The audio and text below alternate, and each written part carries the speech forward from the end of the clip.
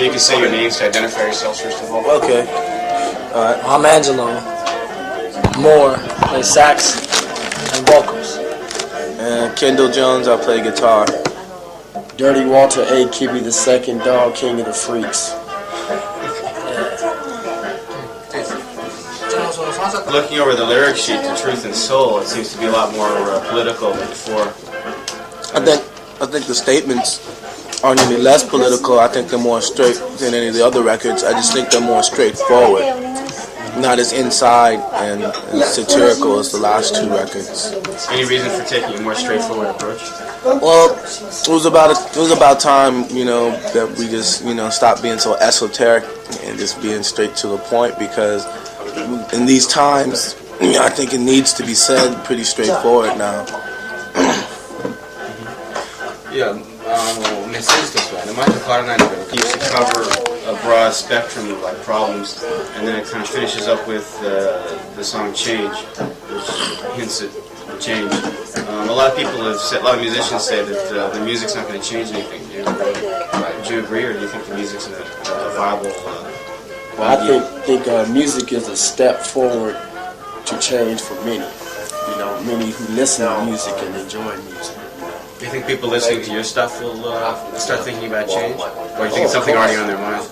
Oh, well, most of our crowd is already pretty conscious anyway. But we pick up new people all the time, so it's it works in a pretty nice direction for us. But you think you kind of you're already bringing something out of them that's already there? Yeah. It's like a righteousness. Yeah. People are just afraid to show it. Yeah. Music does affect the change, even it may be small, it might be just more like a catalyst, for what's going on, but it does. You can change the world with music. But not on the particularly grandiose scale. The Fishbone the heavier stuff, he says there's more of a heavy metal type sound to this album than before. Is that a correct observation? You're shaking your head. I never really... That's the second time I've heard somebody say that. I've never really looked at it or heard it that way. It's more heavy metal sounding, but if you hear it that way... I guess it is that way. I guess it is that way. It's different ways to many people, man. Yeah. A lot of people hear it different, I think there's a definitely heavy rock edge to it, So, that's, we've always played that. I think this album represents the most focused musical piece of work we've done, simply because it encompasses more of what we've done, live on this record than we've ever, done on record. So it kind of it's not complete as it is live, but it's a more focused picture. It's a better representation of the live show. Absolutely. Why is that, though? Why is that? Well, because the last records were pretty much kind of hinted on all the styles of music that we play, which we do live, and this one shows it, in a more accurate form, and plus it's pretty focused considering how many different styles of music are on it. And the other two records were great, but the first EP was basically pretty much a reggae influence, and one heavy funk song on it.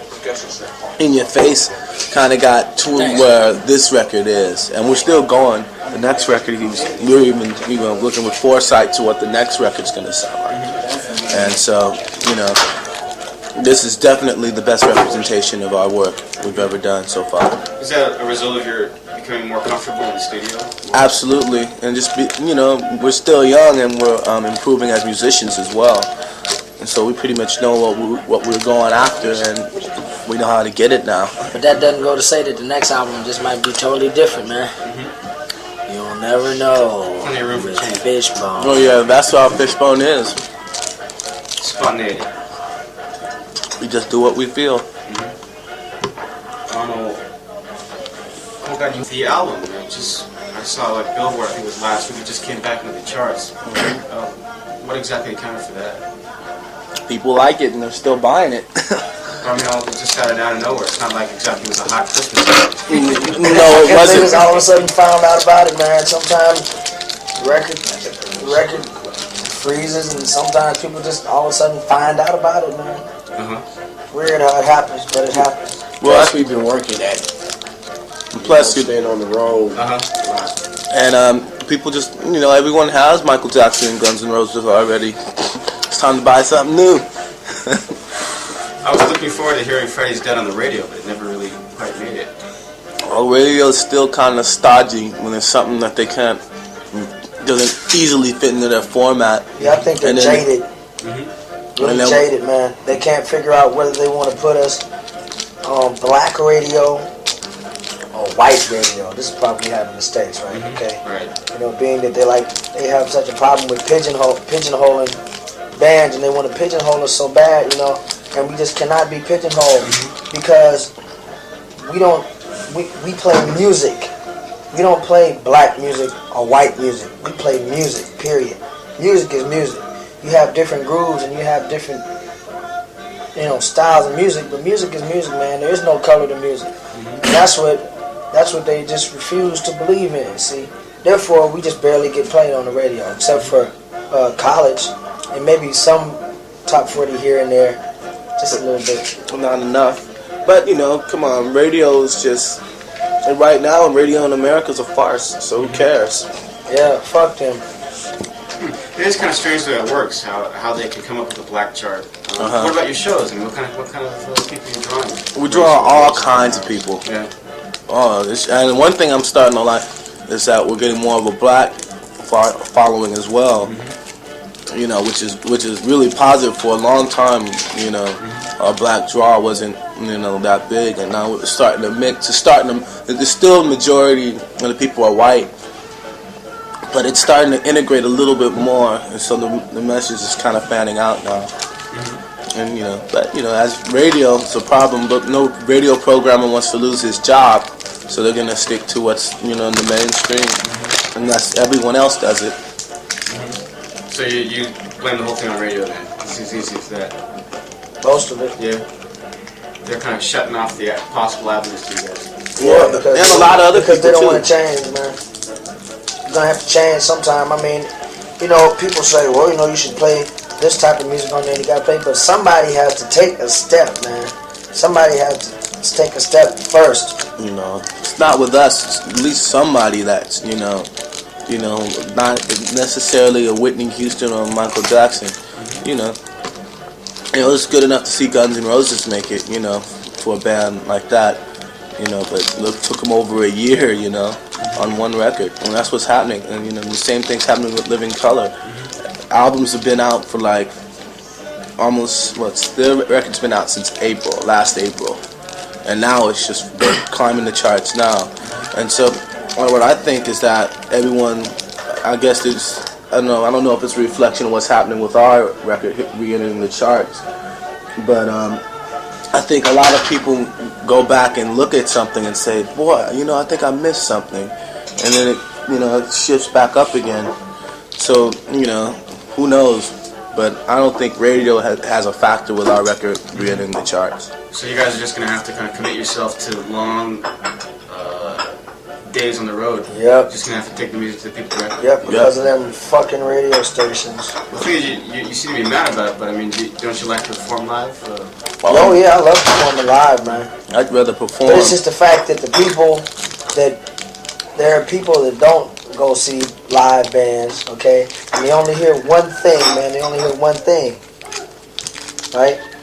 And the one thing that we're not included in that one thing that you usually hear on the radio or you usually see on TV.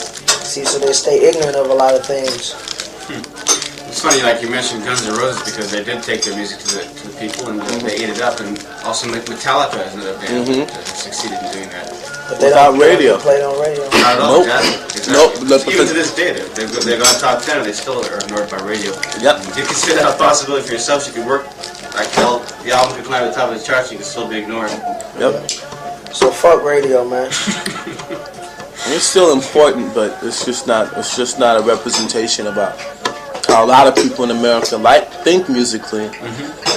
It's not. It's just too commercialized.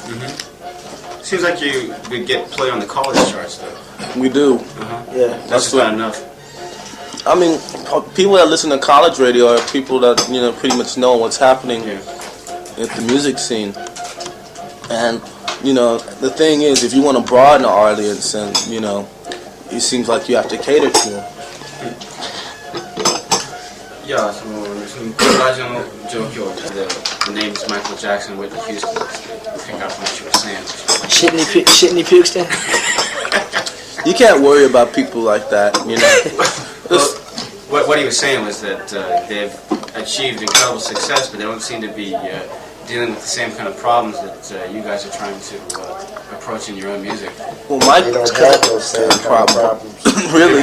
They don't have those same kind of problems, you know.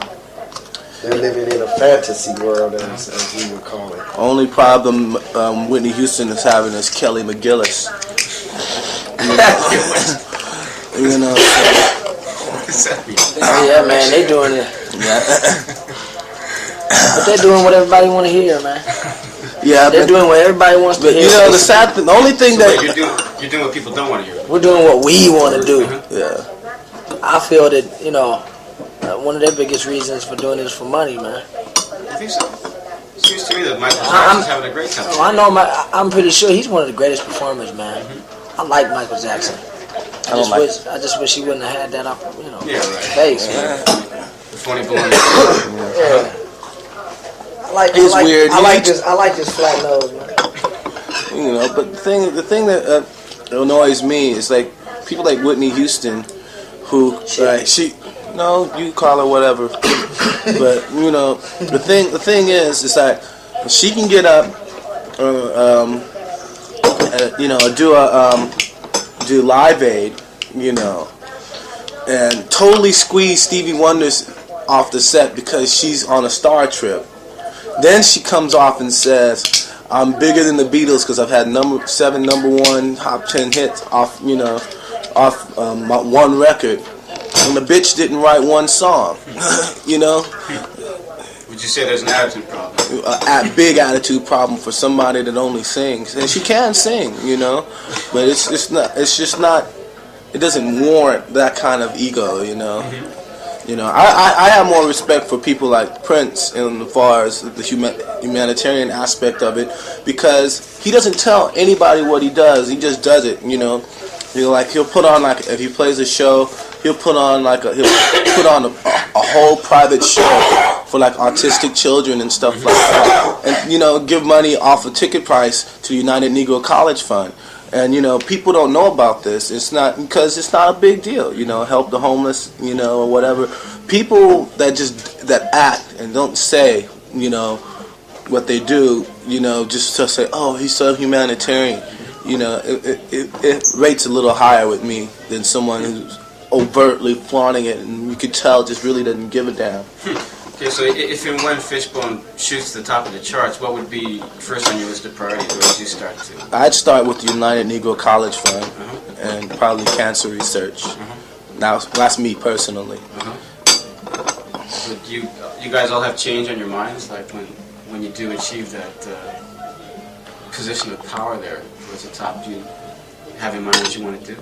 I'd like to have an army. I'd have an army of mercenaries to go into South Africa and just take out the government. Yep, put a big tire around the whole government's neck and burn it. Yeah. Me personally, I'd like to get an army of mercenaries and go through the United States first. You know? You can do that too. That's also on my mind, you know. You're from LA, right? No, I'm from Columbus, but I live in Los Angeles. Is that right? What, like, have you encountered a lot of problems?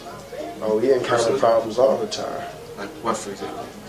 Racist cops, you know, racist, you know, gang problems, you know, regular drug problems. Is that why you decided to do Freddy's Dead? No, well, Freddy's Dead is like, the song can go on forever as long as we have a drug problem, as long as we have people out there selling dope, you know. And the government in the United States that's actually bringing it in, and you know, and that's why if you ever watch the stuff with Oliver North and all this stuff, the reason why so many of the charges are being dropped because what they call sensitive information. You know, a lot of it is that the mercenaries that were hired to give the guns to the Contras are also flying in cocaine as well to Florida via Panama. And they call these guys mercenaries, but all of these guys are CIA operatives. So, you know, this government our government was bringing cocaine in while it was waging a war on drugs. So, you know, that's a big problem there too. And there's big hypocrisy. So when you look at a song like Freddy's Dead, it's not necessarily that it's saying drugs are evil. It says be aware of what's happening, and this is the end result. If you do deal with drugs, whether you're dealing or something, the end result's going to be your demise. And the song is timeless in that respect, that it's not preaching, it's just telling you, you know, hardcore facts. Has Curtis Mayfield heard your version? Have you heard anything from him, any feedback? Yes, we have. As a matter of fact, talked to him personally about it. He dug it. Too bad he's not getting any money for it because Michael Jackson owns the publishing. Is that right? Damn. Is that right? He sold up everything. Everything. Is that right? Yeah.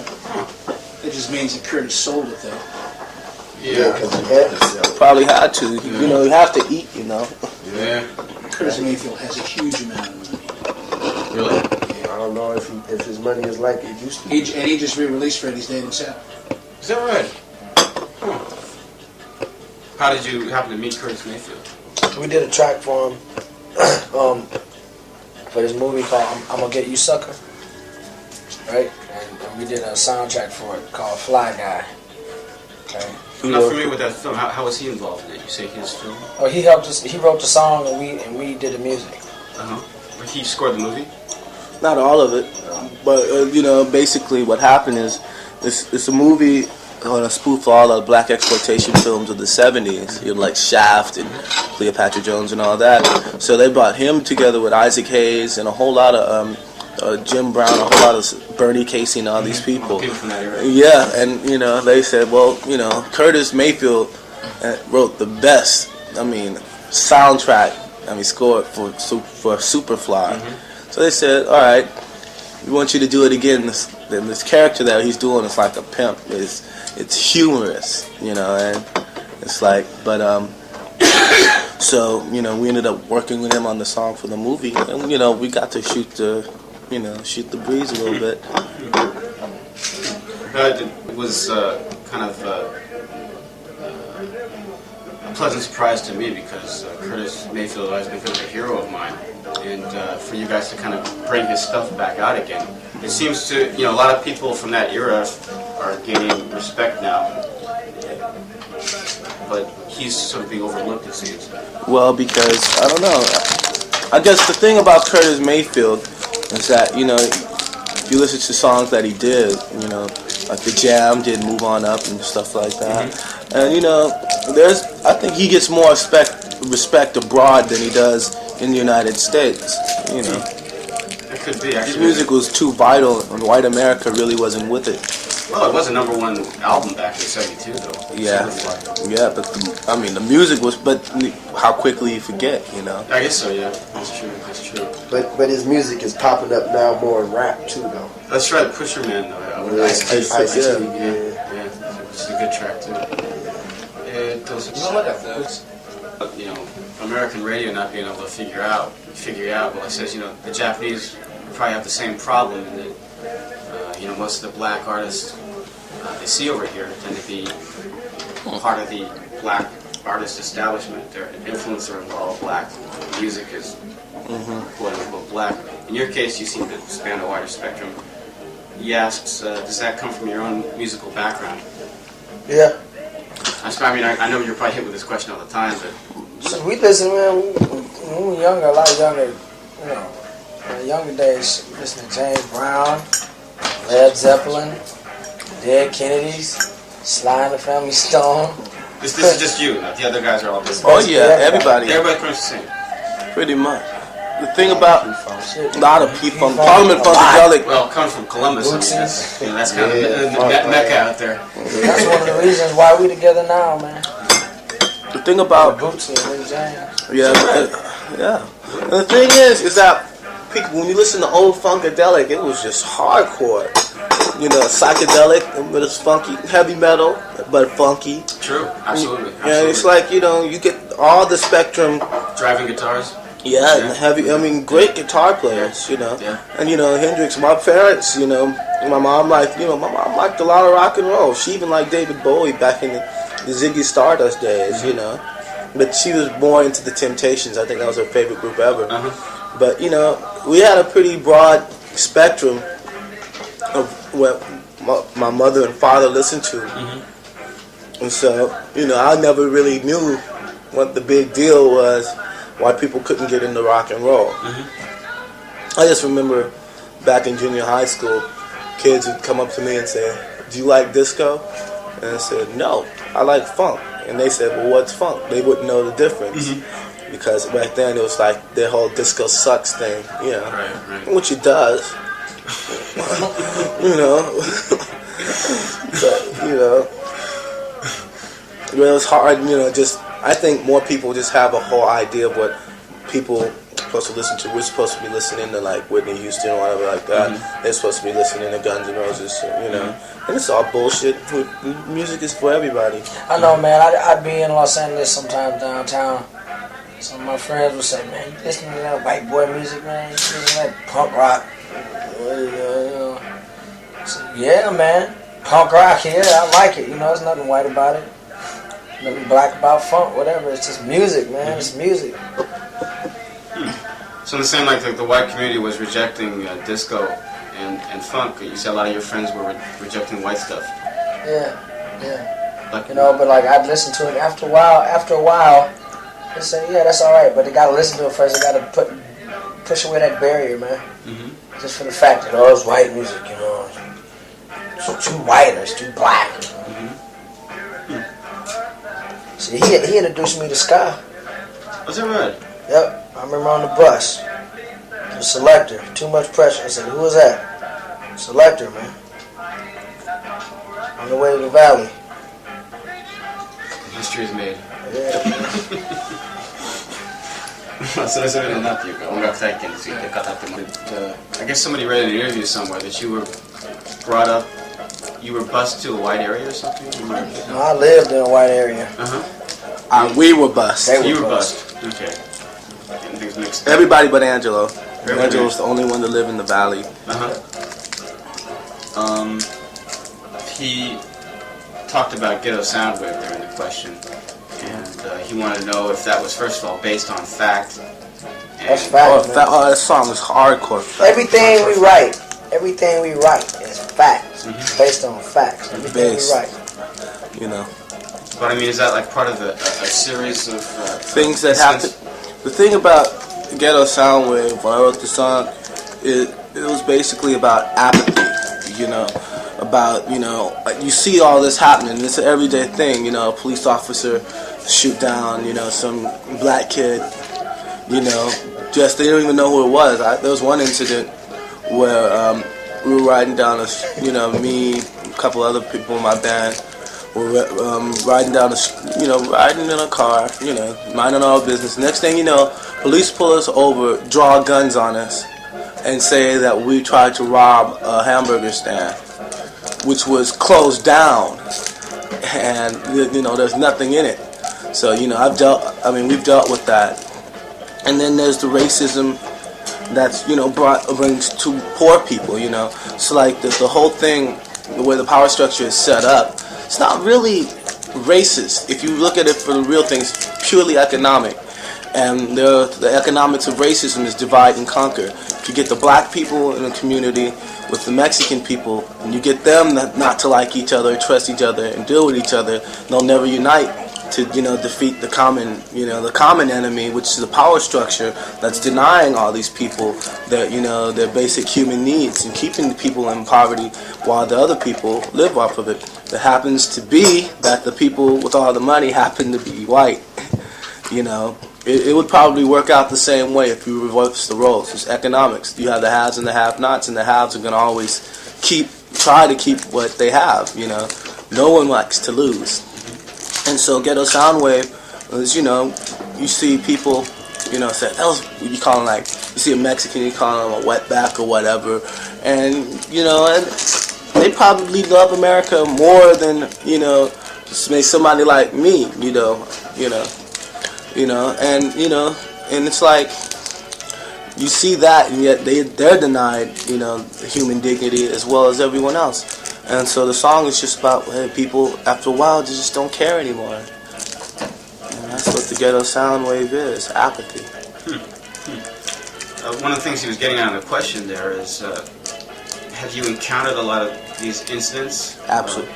Ton. Yeah. Almost every day, It's almost every day. When I used to stay in the ghetto, there was always some cop doing something outlandish. I've even seen cops buying crack, at a very reduced rate, So, I'd see musicians come by the neighborhood. Like, I used to see the DeBarges come. There was this rock house street, like 2 houses away from where I used to live. A rock house? A rock house where they sell cocaine. Uh-huh. And I used to see them come by. The DeBarges, a few other famous people would come by and buy their drugs there. My street was notorious for it was the biggest drug selling streets in Los Angeles. The name of the street was called Black Welder, but it's renamed Rock Welder, so you can get your rocks there. I guess the problem is insidious because nobody's willing to deal with that kind of community except in terms of like getting drugs. Yep. That's the only time they're willing to devote money to it. Yeah, I've seen all sorts of weird things. Girls literally just throwing themselves on anybody who'll just buy them, just get them these drugs. So, like, is it a banned policy to keep drugs out of the picture? Oh, absolutely. Yeah.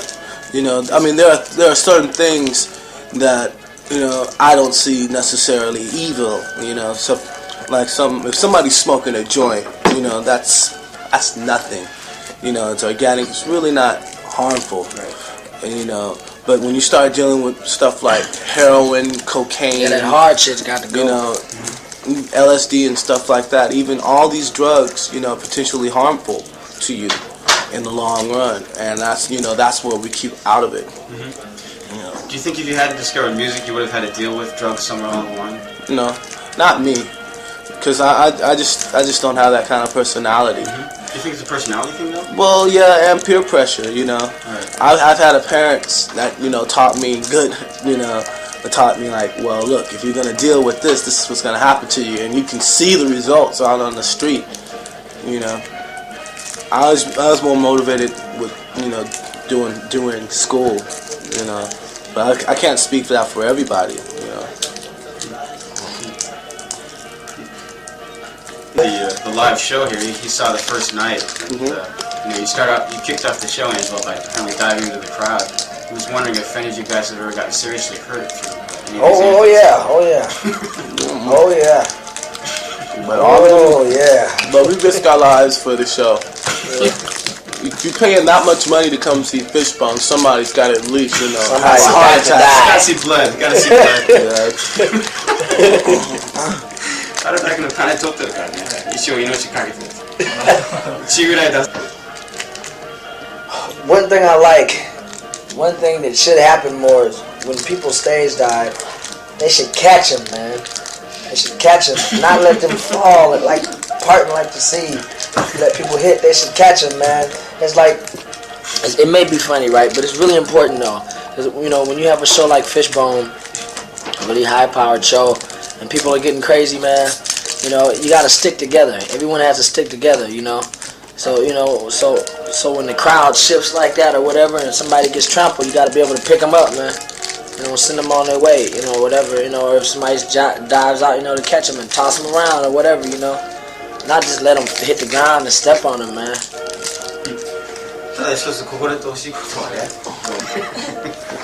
Plenty of times, but you just got to know what you're doing, man.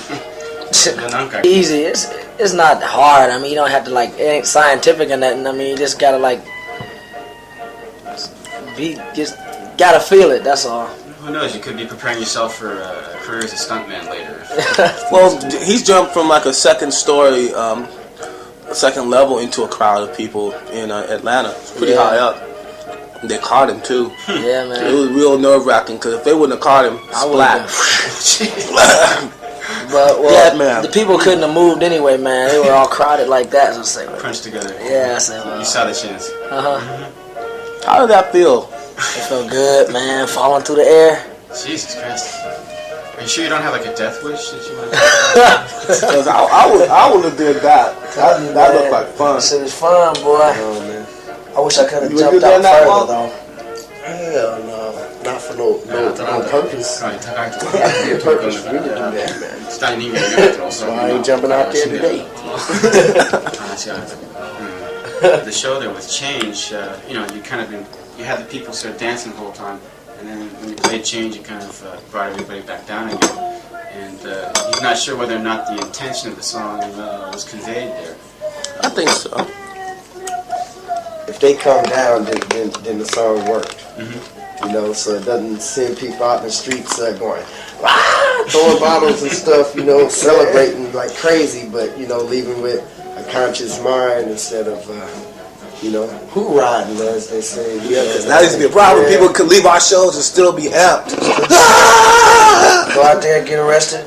People running over cars and shit. Defacing property.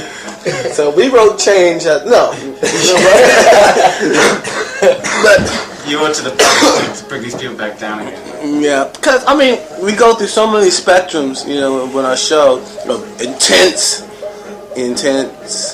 mellow, intense, Waves. intense, Like waves. way, and then by the end of the show, before we get to Change, it's just up here.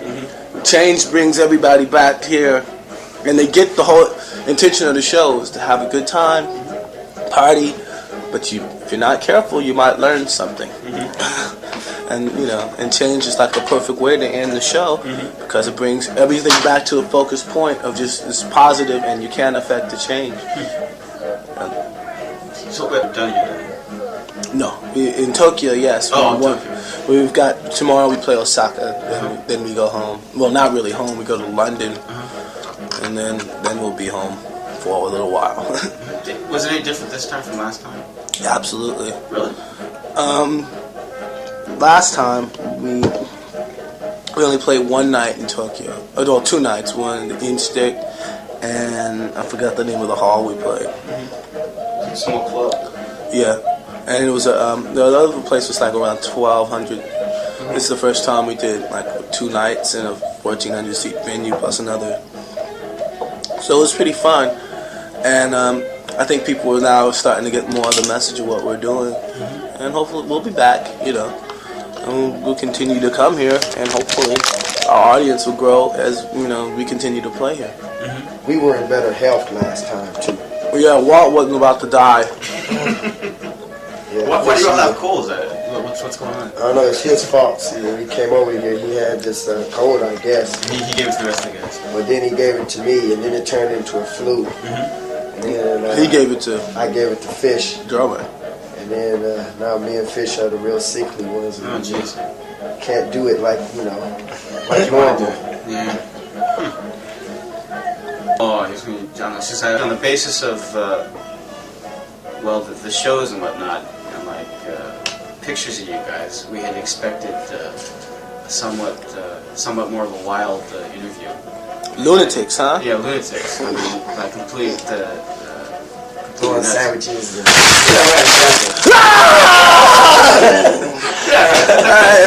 A couple of TVs thrown out the window. A bevy of beauties waiting around. Yeah. Now we've got that out of the way. Were you ever that way, say, in like the earlier stages of your career, though? Like when you first started out? Were you a little more... Sometimes. It depends on who was interviewing. If the dude was a complete jerk, we just act silly. yeah. Has there been bad interviews, though? Like, have people, like, try to provoke you or something? Yeah, they have.